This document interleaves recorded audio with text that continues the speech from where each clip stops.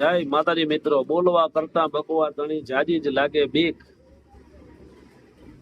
બોલવા કરતા બકવા તણી જાજી જ લાગે બીક. જાજો નહીં તો થોડું પણ સારું બોલાય તો ઠીક.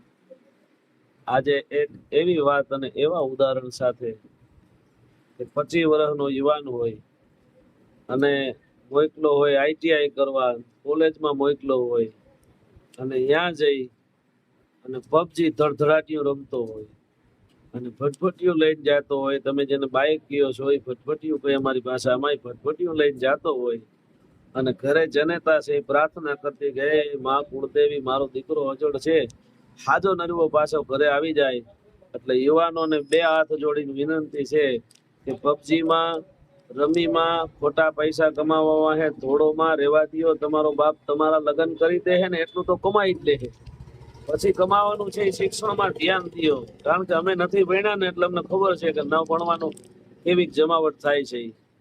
હા, તો જીવનમાં એક ડુઓ કાયમી માટે લખી લેજો કે જુવાનો જુવાની જાળવજો, નાળિયેર જીરવે નીર, પ્યારી હિમમાં વેરી ઉતર્યા તો વાપરીએ તો ઉગરીએ. તો અટાણે જમાનો તલવારનો નથી, જમાનો કલમનો છે. એટલે જેની પાસે કલમ હોય છે એના જીવનમાં ક્યારે પણ માં ભગવતી વાળ વાપો નહીં થવા દે.